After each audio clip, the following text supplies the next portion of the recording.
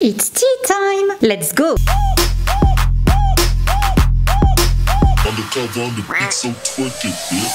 Bonjour, bonsoir tout le monde, j'espère que vous allez bien. Je suis ravie de vous retrouver aujourd'hui pour une nouvelle vidéo, comme promis, exclusivement consacrée au couple mythique, enfin en tout cas pour moi il était mythique, Rachel McAdams et Ryan Gosling. Donc je vous avais vite fait évoquer leur relation dans la vidéo que j'ai faite sur Ryan Gosling, donc je vous invite à la voir si vous l'avez loupé. Ah, qu'est-ce qui s'est passé? Une histoire assez incroyable. Alors déjà tout commence à leur naissance, ils sont nés dans le même hôpital. Donc elle avait déclaré, Rachel, Ryan et moi sommes nés à l'hôpital Saint-Joseph de London, Ontario au Canada. Une année différente bien sûr, mais ouais, je suppose que c'est là que tout a commencé. Disait-elle, ils ont grandi dans le même secteur, dans le même milieu, mais ils ne se sont jamais croisés. Et ils n'ont aussi pas du tout eu la même enfance. Elle dit qu'elle a eu une très belle enfance, alors que bon, Ryan de son côté, comme je vous le disais, ça n'a pas toujours été facile. Il disait que la télé était son seul ami et que c'était difficile de grandir dans un foyer religieux strict, car oui,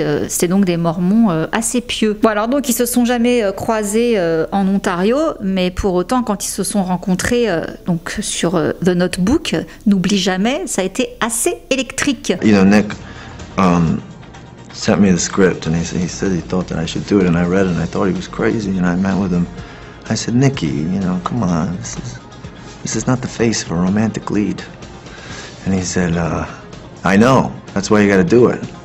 And I said, what do you mean? And he said, well, you know, that way when she says that she loves you, we know that she's in it for the right reasons, you know. So I thought, well, that's probably true. And he's like, Brad Pitt, anyone's gonna fall in love with Brad Pitt. You, who's gonna fall in love with you? And I thought, yeah, it's mean, but you don't need to say that. He was like, no, I'm not trying to be mean, I'm just saying that, you know, you make babies cry. And I'm like, whoa. What do you, stop it, you know? He's like, no, I'm just feeling nauseous looking at you, it's nothing. I was like, come on. So after he did that for a while, we started talking about the movie, and I got the point that he was trying to make. So then we kind of set out, you know, trying to find the right girl. Have you had a love like this in your own life? Did you have a summer love, first true love, all that kind of No, this has not been my experience, but I hear that it happens. So, here's to that. Here's to that. Are you with anyone right now? Are you currently dating? No, I don't have a girl. I don't.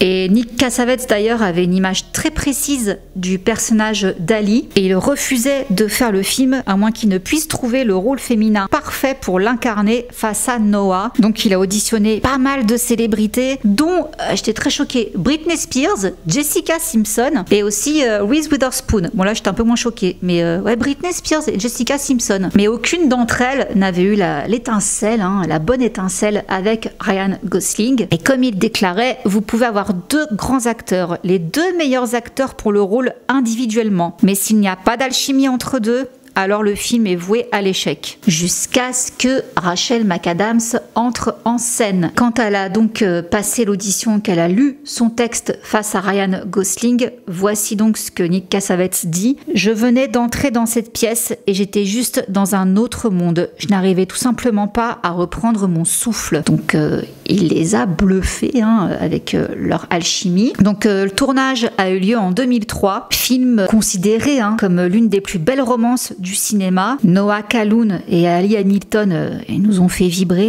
ils nous ont démonté même, on peut dire. Pour autant, en coulisses, c'était très mal barré. Et ils pouvaient pas se piffrer, disons-le clairement. On dit même que l'énergie électrique entre Rachel et Ryan a cessé une fois que les caméras ont cessé de tourner. Et justement, il y avait tellement de tension entre eux que parfois ça a gêné le tournage, mais que par contre, une grande partie de cette tension passionnée entre eux deux a été libérée lors des disputes qu'il y a eu justement dans le film. Mais par contre, à un moment donné, c'est devenu tellement chaud entre eux que Ryan il voulait quitter le navire, quoi. Donc, qu'est-ce qui s'est passé? Le tournage débute et Ryan déteste littéralement Rachel. Et c'est en 2014 que Nick Cassavetes donne une interview où voici ce qu'il déclare. Ryan est venu me trouver. Il m'a dit, Nick, viens ici. Donc il est en train de tourner une scène avec Rachel et il m'a demandé, pourrais-tu la faire sortir d'ici et faire venir une autre actrice pour lire hors caméra face à moi? Je lui ai dit, quoi? Et il m'a répondu, je ne peux pas le faire avec elle. Je n'arrive pas à en sortir quoi que ce soit. Bon, à un moment donné, tout le monde en a eu marre. Le producteur les a pris. Il les a mis à l'écart dans une salle avec Nick Cassavetes, histoire de régler les choses, quoi. Ils se sont hurlés dessus, Rachel et Ryan. C'est parti dans les tours, mais genre grave, à tel point que Nick, il en pouvait plus. Il a dit, ok, je sors de là, quoi. Je vais fumer une clope. Donc voilà, ils sont sortis. Ils les ont laissés tous les deux, entre eux, se hurler dessus, faire leur truc. Et quelques minutes après, Ryan est sorti et il a dit, ok, c'est bon, faisons-le. Et après ça s'est arrangé. Et selon lui, je cite, je pense que Ryan respectait qu'elle ait défendu son personnage et Rachel était heureuse d'avoir vidé ce qu'elle avait sur le cœur. Et donc par rapport à toutes ces querelles, Rachel déclare plus tard, nous ne nous lancions pas des vases de Ming en plein visage, donc ce n'était pas de la haine, mais notre relation n'était pas ce que vous voyez à l'écran. Et Ryan poursuit de son côté en disant, c'était une expérience étrange, faire une histoire d'amour et ne pas s'entendre en aucune façon avec sa co-star. Donc ils avaient beau se détester, il n'empêche que chacun respectait le travail de l'autre et notamment le fait que chacun soit autant impliqué dans son personnage. Donc ils ont pris sur eux pour poursuivre le tournage et justement toute cette tension donc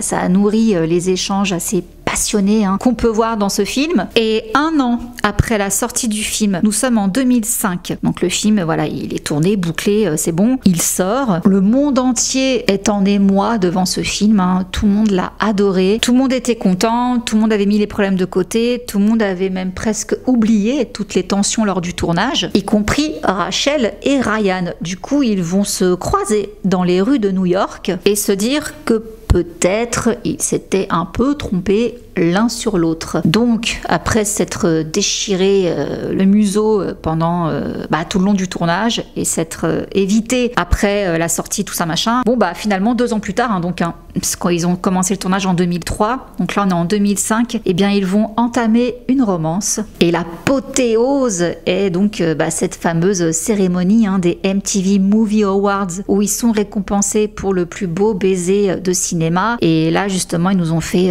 une reproduction mais authentique cette fois-ci. Là les sentiments y étaient vraiment, tout le monde a pu voir l'amour qu'ils se témoignaient. Bon, je vous mets la scène en entier tant qu'on y est.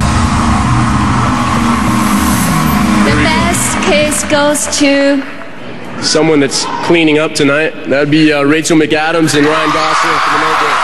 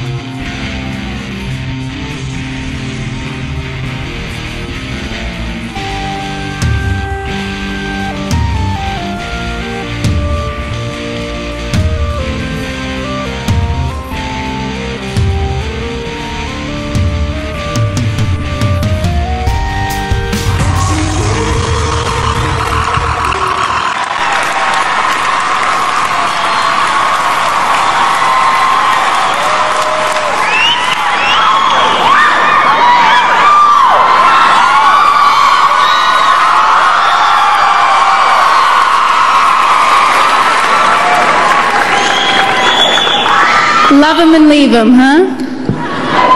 Get up here. Come on, say something. Look. It was my pleasure. Thank you very much, buddy.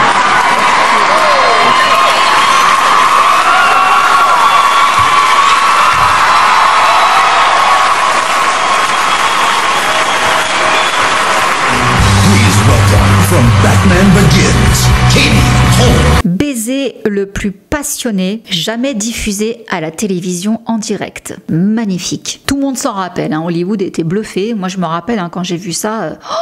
Ah, j'en pouvais plus, hein. Je les shippais tellement ces deux-là. Bon, donc voilà, on oublie tout ce qui s'est passé, on repart sur de bonnes bases. Ils sont amoureux, tout va très bien. Ils se sont montrés aimants et compatissants l'un envers l'autre. Ils sont même devenus fans l'un de l'autre. Ryan disait au magazine GQ que Dieu bénisse, n'oublie jamais. Cela m'a présenté l'un des plus grands amours de ma vie. Et quand on demandait à Rachel ce qu'elle pensait de la carrière de son chéri, elle disait qu'il était extraordinaire et qu'il l'inspirait beaucoup. Et lui, pareil, hein, dès qu'on lui parlait de Rachel, des éloges, elle est gentille, elle n'a pas besoin de mon aide, elle m'a inspiré à faire beaucoup de choses. Donc voilà, ils se soutiennent beaucoup dans cette industrie et ils sont très inspirés l'un par l'autre. C'est magnifique. Par la suite, qu'est-ce qui se passe? Donc on a pu les voir très amoureux hein, lors de leurs apparitions publiques. Ils ont vraiment fait rêver tout le monde, que ce soit aussi bien dans les apparitions publiques où ils foulaient les tapis rouges que même dans la vie privée. Hein, les photos que les paparazzi pouvaient prendre, on les voyait toujours très proches, très amoureux. Malheureusement, en 2008, après 3 ans de relation, leur emploi du temps surchargé a fini par avoir raison du couple et ils se séparent. Et Ryan confirme bien hein, que c'est la pression d'Hollywood, la pression de leur métier qui a beaucoup joué dans leur rupture. Et c'était un petit peu compliqué d'ailleurs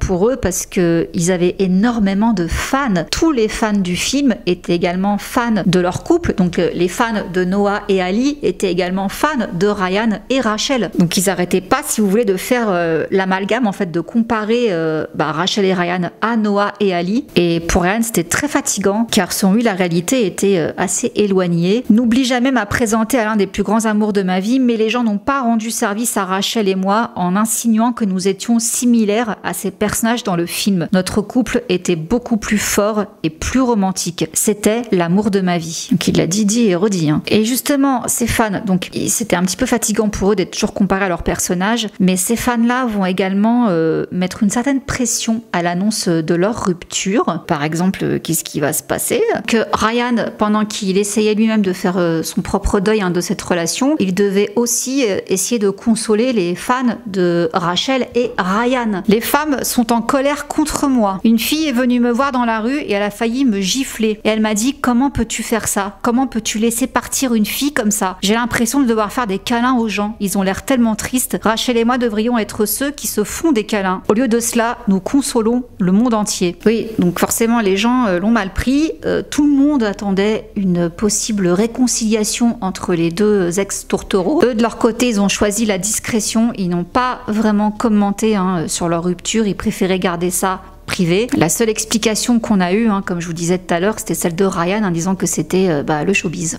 Voilà, qui avait en grande partie détruit leur couple. Mais pour autant, il n'y a pas d'animosité entre eux. Hein. Il est même resté ami avec la famille de Rachel. Il parle toujours avec elle, mais ils sont tous les deux ouvertement célibataires. Donc ça, c'était une source proche qui le confiait. Il aime toujours Rachel et elle l'aime toujours, mais c'est terminé. Donc forcément, après, la presse était au taquet hein, lors des interviews jusqu'en 2011, où voilà, quand on posait des questions à Rachel sur l'amour en règle générale, elle disait qu'elle avait eu un très bon exemple de ses parents qui sont toujours ensemble. C'était pour elle un modèle et que ça avait justement façonné ses propres attentes relationnelles. Ils sont toujours ensemble et toujours amoureux. Je suis très chanceuse. J'avais un excellent exemple d'amour devant moi et c'est probablement ce qui fait de moi une si grande romantique parce que je l'ai vu de mes propres yeux. Vous grandissez et vous supposez que tout le monde est comme ça et vous réalisez rapidement que ce n'est pas le cas. Bon, on sait pas hein, du coup si c'est un rapport avec sa relation avec Ryan, c'est un peu flou. C'est quand même assez général ce qu'elle dit. Et il y a eu une fausse joie, hein, parce que l'année suivante de leur rupture, Ryan a essayé de faire le DJ à un moment donné et elle était là. Ils ont été aperçus ensemble. Elle était en train de le soutenir. Ils ont partagé un repas. Ils se sont même revus 1 mois plus tard. Mais ça n'a rien donné. Donc, fausse joie. En 2011, donc, toujours la même année, hein, donc il y avait eu donc, cette interview de Rachel, mais aussi une interview un peu étrange de Ryan Gosling. Donc, pour rappel, hein, il commençait déjà à sortir avec Eva Mendes et pourtant voilà ce qu'il a sorti, il a révélé que personne ne pouvait égaler Rachel McAdams ou Sandra Bullock. Il les a même appelés comme les 2 meilleures petites amies au monde. Ça a fait s'interroger pas mal de personnes à ce moment-là, parce que et Eva, alors, qu'est-ce qui se passe, pourquoi? Bon, comme je vous disais, ils sont restés très proches et il y a eu des rumeurs. En 2013, Rachel se séparait de son petit ami de l'époque. Il venait de la larguer, hein, c'était Michael Sheen, et apparemment elle est allée pleurer sur l'épaule de Ryan. Et ça n'aurait pas du tout plu à Eva Mendes. Rumeur, hein. Attention, là par contre je précise, c'est à prendre avec des pincettes. D'après une source, Rachel a toujours gardé contact avec Ryan, mais depuis qu'elle a rompu avec Michael, elle l'appelle tout le temps et pleure sur son épaule. Cela déplaît à Eva, mais Ryan veut être un bon ami pour son ex. Et il rajoute même que Eva Mendes aurait envoyé un message à Rachel en lui disant de garder ses distances, quoi, d'arrêter d'appeler. 2014, donc l'année suivante de ce truc-là, on apprend qu'Eva Mendes est enceinte de Ryan. Et d'après toujours des sources, Rachel aurait pas bien digéré la nouvelle. Elle ressasserait en permanence son histoire avec Ryan Gosling au point d'agacer ses proches. Elle est dévastée, elle ne l'a jamais oublié, leur histoire l'a beaucoup marquée, mais elle a tenu à le féliciter même si elle vit cette situation assez difficilement. Certains ont fait un espèce de rapprochement. Quand les gens veulent trouver, ils trouvent des trucs chelous quand même. Parce que on a ressorti une interview d'Eva Mendes quelques années auparavant, c'était en 2007, où elle disait qu'elle ne voulait pas avoir d'enfants. J'adore ces petits monstres, ils sont trop mignons, mais j'aime trop dormir et je m'inquiète pour un rien. Bon, est-ce qu'il faut accorder à ça plus d'importance? Parce que du coup, les gens commençaient à faire des spéculations en disant ouais, c'est quand même bizarre, elle voulait pas d'enfants. Là, Rachel, elle revient vers Ryan en 2013 et comme par hasard, quelques mois plus tard en 2014, Eva tombe enceinte. Est-ce que c'était pas pour définitivement garder Ryan pour elle? Voilà, les gens ont vite fait de se monter la tête. Bon, perso, j'en pense rien. C'est possible, on va pas se mentir, c'est possible. Tout comme c'est possible que toutes ces sources-là mentent, que Rachel ait juste parlé à Ryan parce que oui, elle allait pas bien, mais ils sont restés en contact, ils sont pas ennemis. Donc oui, c'est parfaitement possible, et c'est aussi possible que Eva Mendes, qu'elle s'en fichait complètement, quoi, qu'elle ait pas vu ça d'un mauvais œil, qu'elle a jamais demandé à Rachel d'arrêter d'appeler, et qu'elle n'ait même jamais envisagé d'avoir finalement des enfants pour éloigner Rachel. Juste, elle a trouvé le bon partenaire et elle s'est lancée, point barre. Bon, toujours est-il que depuis 2016, Rachel est en couple avec un scénariste, Jamie Linden. Ils ont 2 enfants et à propos de ça, elle dit: c'est la plus grande chose qui me soit jamais arrivée haut la main. Donc elle va très bien, elle est très heureuse. Ryan pareil, il a 2 enfants avec Eva Mendes, tout va bien dans le meilleur des mondes. Voilà les amis, l'histoire de Ryan Gosling et de Rachel McAdams. Je ne vous cache pas que j'ai toujours trouvé ça très triste. En fait, j'ai rien contre Eva Mendes, là je donne mon avis. Personnellement, j'avais vraiment du mal à les voir ensemble, quoi. Et même encore aujourd'hui, je sais pas, je trouve qu'ils vont pas bien ensemble. Enfin, pour moi, la connexion, l'alchimie qu'il y avait entre lui et Rachel était tellement évidente. Pour moi, c'était des âmes sœurs qui s'étaient rencontrées, mais ça n'est que mon avis, bien sûr. Je vois pas ce même truc, cette même alchimie avec Eva Mendes, personnellement. Voilà, ça n'est que mon avis. Ça n'empêche pas qu'ils sont heureux, amoureux, tout ce qu'on veut. Mais bon, leur couple me fait pas vibrer, quoi. Me fait pas autant rêver que son histoire avec Rachel. Mais après, voilà, c'est juste un avis personnel. Ça n'engage que moi. Bon, preuve en est que de toute façon, chacun est heureux de son côté avec sa moitié et leurs enfants. Donc écoutez, c'est le principal, j'ai envie de dire. Mais bon, voilà, il est vrai que pour la nostalgie, je trouve ça un petit peu triste, quoi. En fait, ce qui est triste, c'est de savoir que finalement, il n'y a pas eu d'histoire de tromperie ou de quoi que ce soit. C'est vraiment qu'ils étaient... En fait, n'oublie jamais, les a vraiment propulsés, concrètement.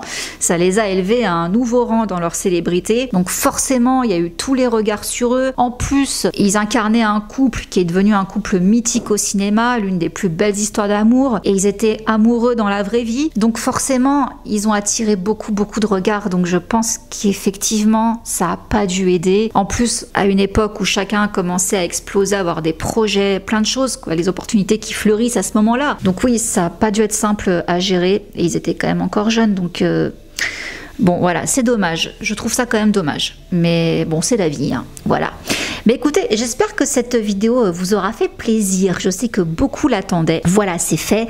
Je n'oublie pas, ne vous inquiétez pas, je n'oublie pas non plus la vidéo sur Mila Kunis et Ashton Kutcher. Vous inquiétez pas, elle viendra. Je prends note de tout ce que vous me dites à chaque fois. Même si des fois, je Il y a certains sujets, je ne vous cache pas qu'il n'y a pas grand chose à dire, donc je peux pas. Au pire, des fois vous me sortez des noms, je connais même pas. Je vais me renseigner hein, par curiosité. Des fois je retiens, des fois finalement je ne retiens pas parce qu'il n'y a pas grand chose à dire. Mais en tout cas voilà, je prends toutes vos suggestions en compte et j'ai également prévu prochainement de vous faire une vidéo sur une actrice. C'est l'anniversaire de sa mort là et c'est une vidéo que je ne monétiserai pas. Il n'y aura pas de pub, rien du tout parce que je ne la censurerai pas. Ça abordera des sujets délicats. Et là, pour le coup, j'ai pas envie de me censurer. Ça permettra également de faire le lien avec d'autres affaires et de dire clairement les mots. Parce que vous-même, vous savez qu'on est quand même assez limité sur certains termes et sur certains sujets. Encore une fois, merci aux partenaires que j'ai, hein, voilà, qui me permettent justement de rendre ce genre de vidéo possible. Ce dossier est très fascinant, même si au final, il n'y a rien de vraiment établi. Ce ne sont que des spéculations, mais il y a quand même des choses très bizarres. Et encore une fois, ça touche un sujet tellement sensible que je crois que même si je censurais des mots, la vidéo sauterait. Donc bon, on va faire les choses à fond, hein. On va rien censurer du tout. Je vous dirai tout ce qu'il y a à dire et tout ce que je pense, le fond de ma pensée. Voilà les amis, petite surprise donc pour le mois d'août, hein, restez connectés. Je vous fais plein de gros bisous et je vous dis à très vite pour une prochaine vidéo. Mouah. Bisous, ciao. Undercover on the beat, so twerk it, bitch. Like.